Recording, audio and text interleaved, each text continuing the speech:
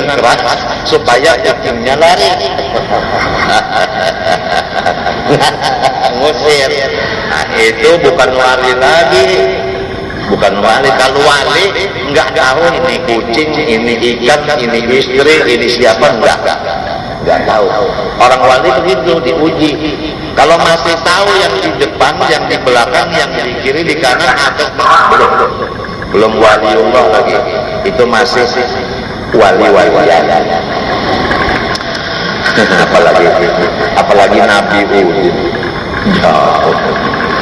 Sekarang masing-masing orang macam-macam itu wali, itu tuan wali. Yang mengatakan itu bukan wali juga.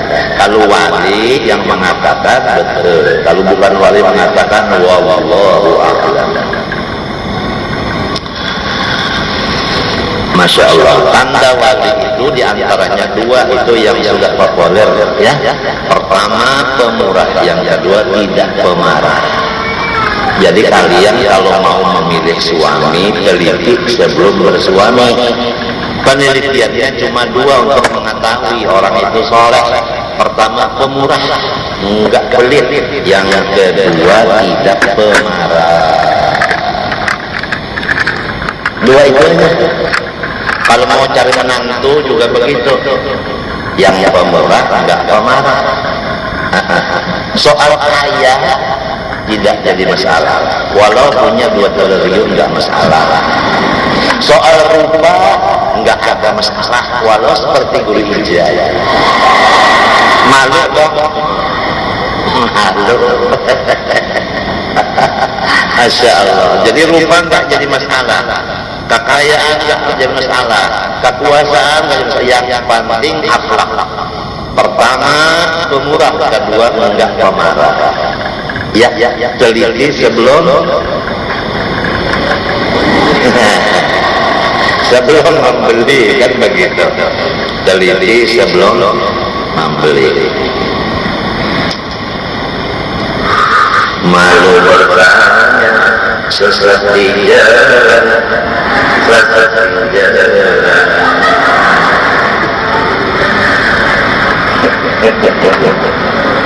malu. Aduh, apa mau loncat-loncat ya?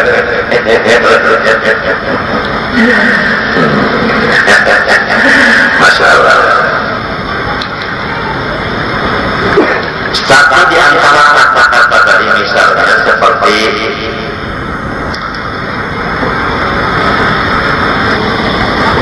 mengatakan kepada orang-orang Islam, hai kafir, hai Yahudi, hai orang yang tidak memelihara agama, apalagi seperti lagi mengejek-ejek nama Allah, atau janjinya dengan surga, atau janjinya dengan neraka.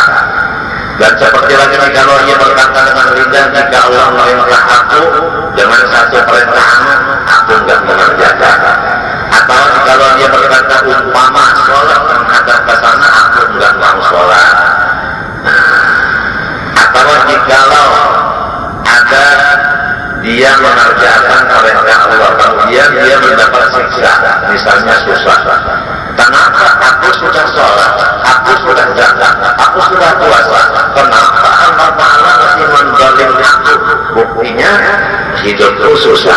Mengatakan dengan lidah bahwa Allah menzalim dia, itu adalah murtad. Seperti yang terjadi baru-baru ini, kita pernah mendengar berita orang yang jahil bahwa katanya kenapa Allah membiarkan aja keadaan orang bilang dimacam-macami oleh orang kafir. Apakah Allah tidak kuasa? Nah, kata-kata ini, kata-kata karena orang jahil. Untung di majelis ada ulama yang langsung mengatakan baca dalam syahadat 2 kalimat. Ya kan tidak, Masya Allah, Ustaz itu berapa lamanya Ustaz. Bahayanya banyak kata-kata ini. Ada lagi yang menyebabkan kata-kata murtad juga. Jikalau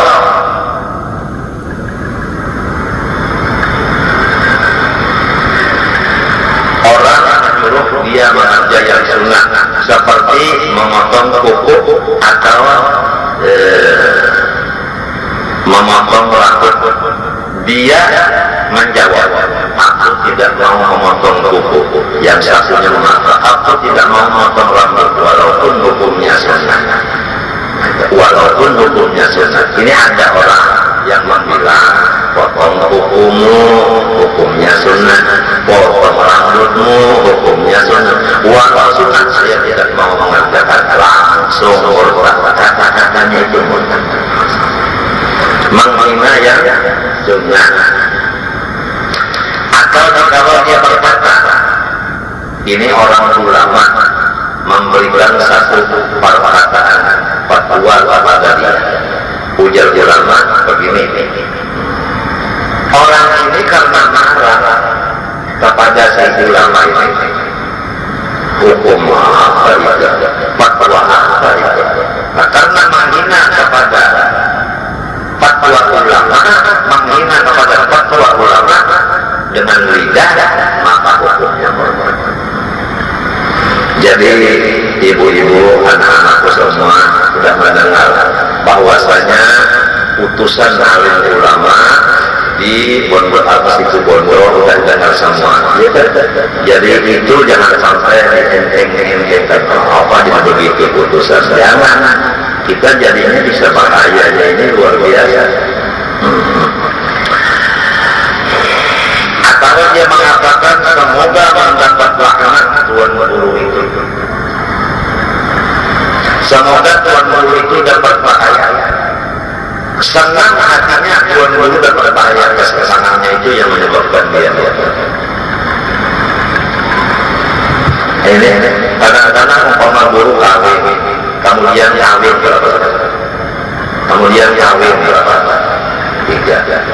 Kemudian sudah 3 dia ingin sekalinya gurunya milih yang lain, lalu gurunya membaca apa lagi ujian, menghinakan kepada bacaan guru karena maksud dia mau kawin dengan guru lepas, menghinakan kepada bacaan guru langsung murtad.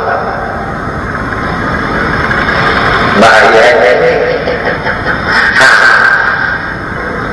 Jadi maknanya tidak cinta kepada ulama wajib.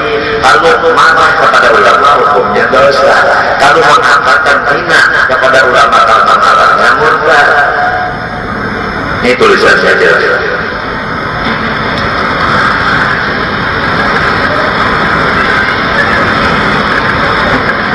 Ringkas kata kita ambil aja sudah ringkasan. Setiap hati yang mengandung penghinaan kepada syariat agama atau perbuatan yang menghina agama atau perkataan yang menghina syariat, semuanya itu adalah penyebab murtad. Itu secara ringkas. Kalau kita baca 1 tahun belum selesai. Sampai itu aja pembacaan yang hari masalah sebab-sebab murtad. Karena waktu masih ada 15 menit lagi, maka kita teruskan dengan masalah taubat.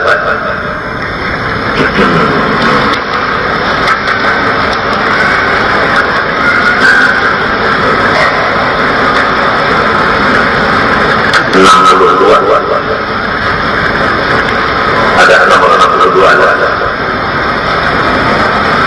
Coba buka 62 ya.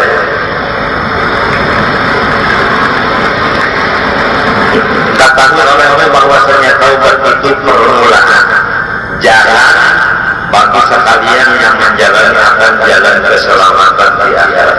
Orang yang ingin selamat di negeri akhirat, permulaan jalan taubat. Kalau belum taubat tidak bisa selamat. Dan bagi taubat itu anak kunci bagi segala tuah itu keuntungan. Jadi kalau orang sudah punya anak kunci, itu pasti yang tertutup bisa terbuka. Jadi semua tuah ini bahasa saya, semua keberuntungan itu terkunci. Pembukanya taubat. Kalau orang taubat, semua keberuntungan dia capai, dia dapat. Coba lihat guru agama ya. Inya sudah sering taubat, betul-betul taubat. Segala macam keuntungan terbuka bagi beliau. Ikan kering datang ke rumah. Ikan hasil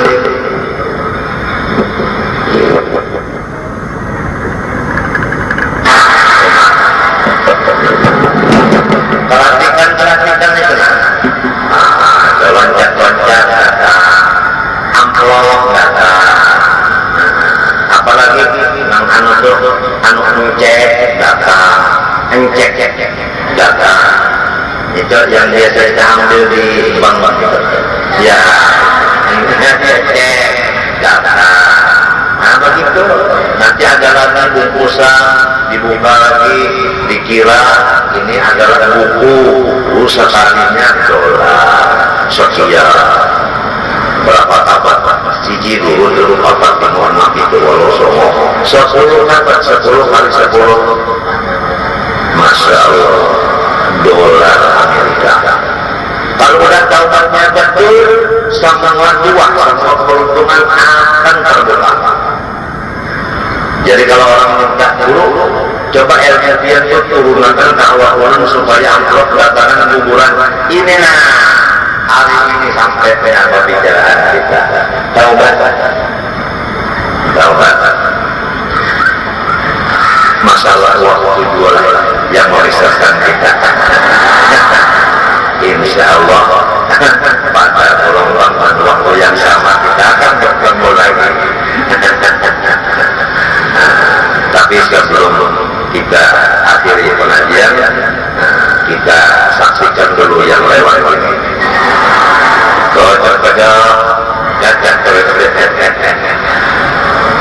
Ya Arhamar Rahimin, Ya Arhamar Rahimin, Ya Arhamar Rahimin, farij 'alal muslimin.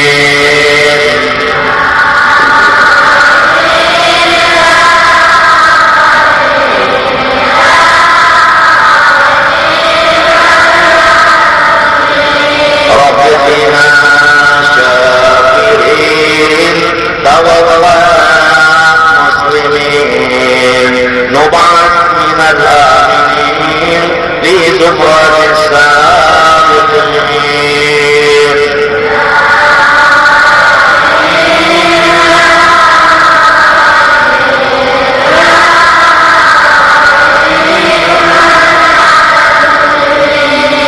واختم بأحسنك هدانا للصراط وحان حين العمان وازداد رشد الجميل.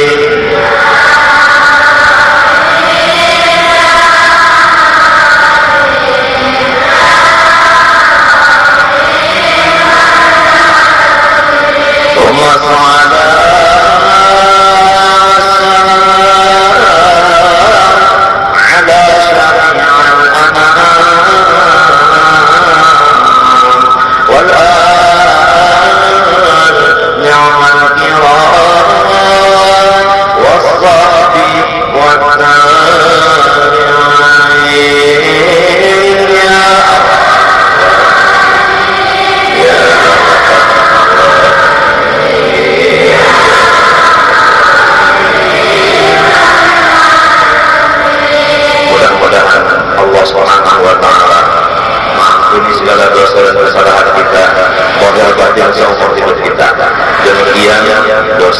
dosa ibu kita, bapak kita, pula warga kita, tetangga kita, dan seluruh anak angkat abah, dan seluruh murid-murid abah, laki dan perempuan, semuanya dihapuskan Allah.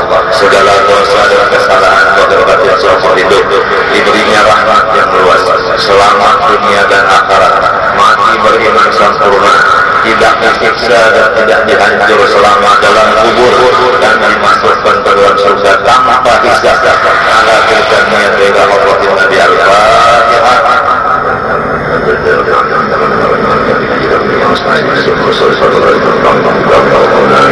Rabbana taqabbal minna innaka sami'ul 'alim wa alayna at-tawwabur rahim. Sallallahu alaihi wa alihi wasallam. Alhamdulillah, taqabbalallahu minkum.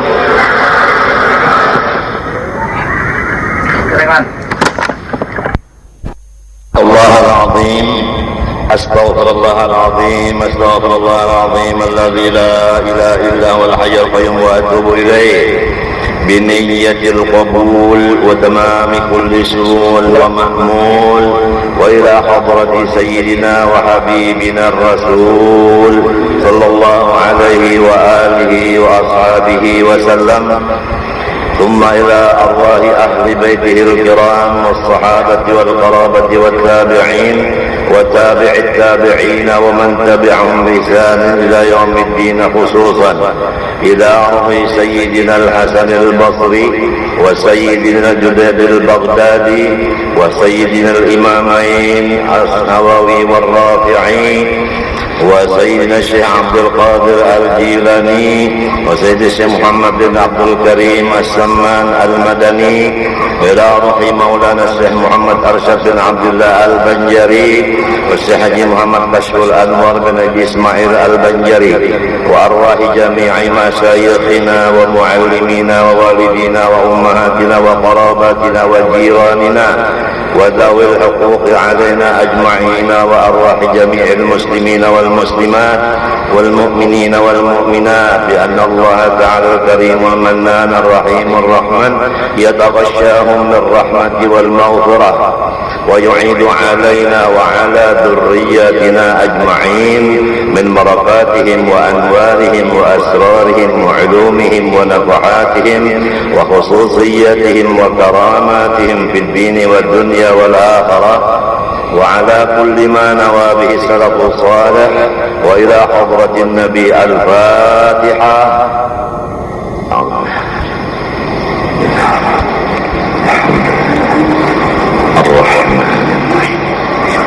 إياك نعبد وإياك نستعين اهدنا الصراط المستقيم صراط الذين أنعمت عليهم غير المغضوب عليهم ولا الضالين.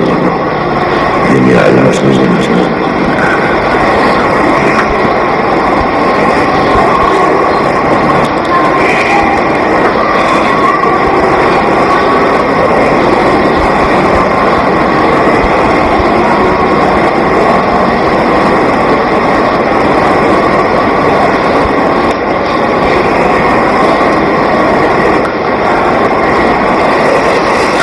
بالله من الشيطان الرجيم.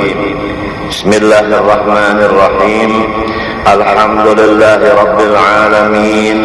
اللهم صل وسلم وبارك وكرم وعظم على سيدنا محمد الأمين وعلى آله وصحبه إلى يوم الدين.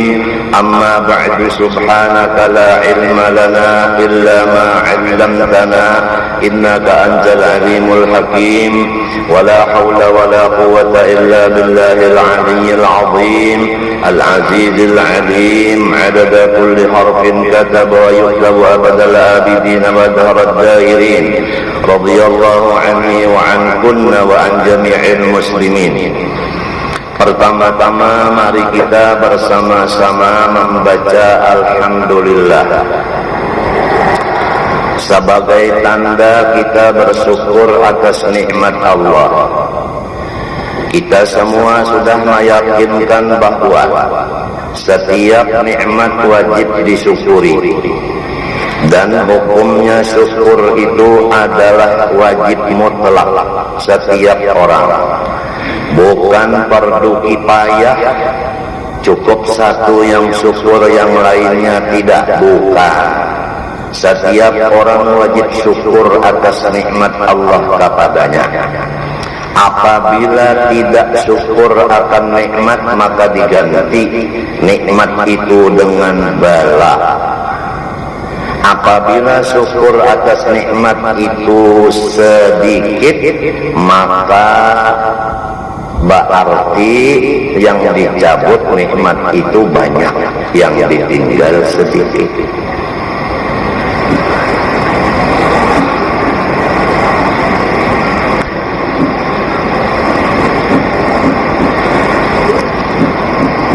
Kita berpikir sebentar, kalau kita sudah beriman, kalau kita sudah Islam, ditambah lagi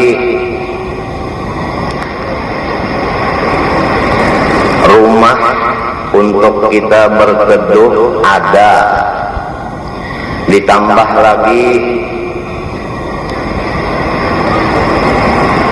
ada lampunya di rumah, ditambah lagi ada dokternya kalau kita sakit, ditambah lagi ada tukang cabut angin, ada lagi tukang urut, bujurakan urat-urat, bujur keluar, ditambah lagi pakaian kita seragam.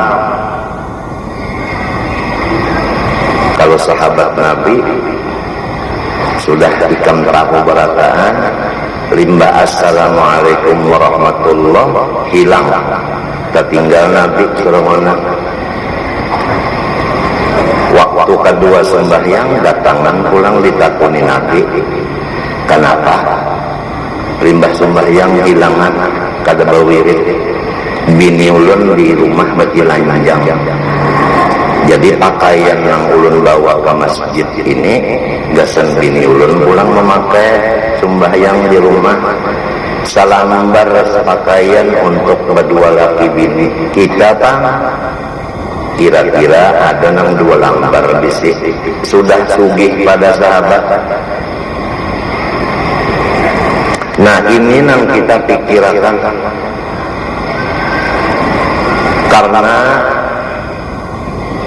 boleh jadi kita bukan buruk sangka, tapi kita wajib kada percaya lawan nafsu. Kewajiban kita jangan percaya lawan nafsu,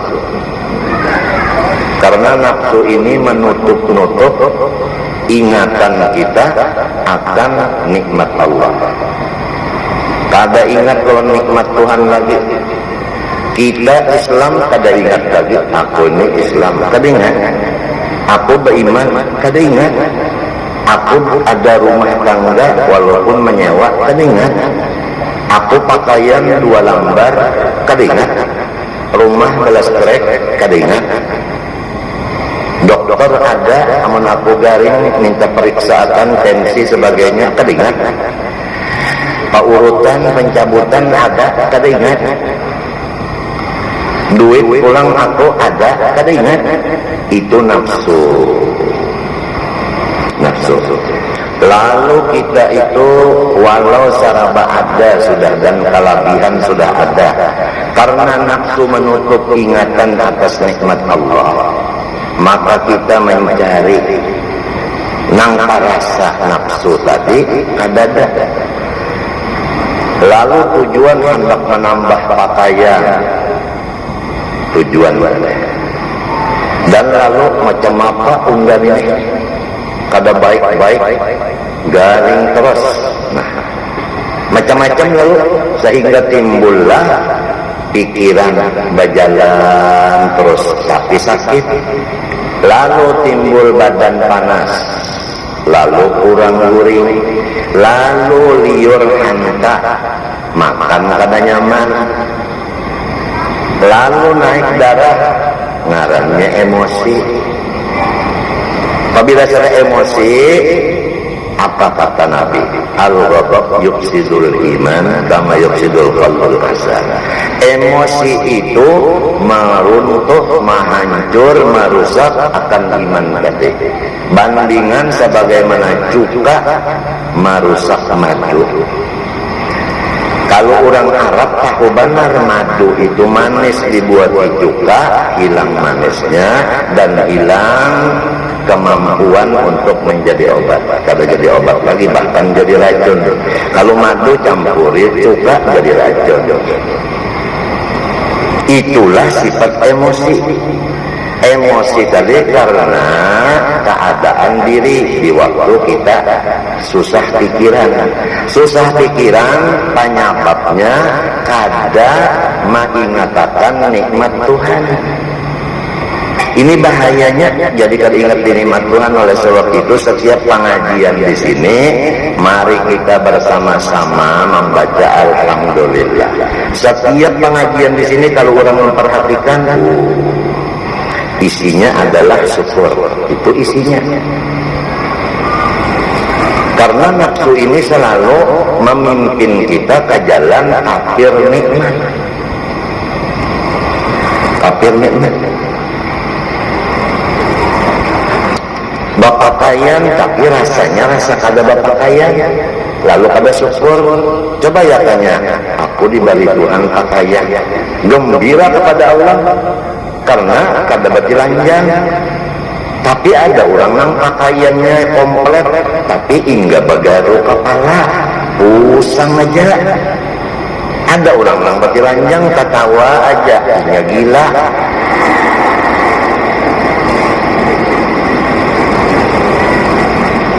Hingga gila. Orang yang emosinya itu timbul, imannya habis, kada bakal masuk surga di dunia, yaitu ma'rifat, apalagi surga ya. Alhamdulillah. Karena sifat orang surga itu gembira, sifat orang neraka itu menangis.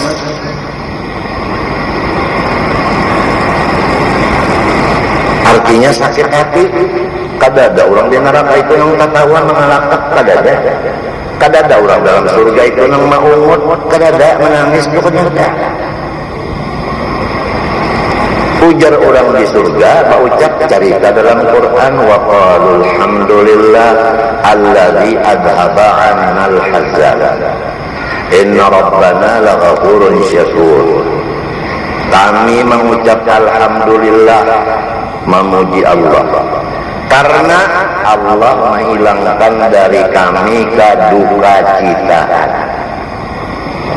Kalau orang udah duka citanya hilang, berarti orang tuh emosinya sudah stabil.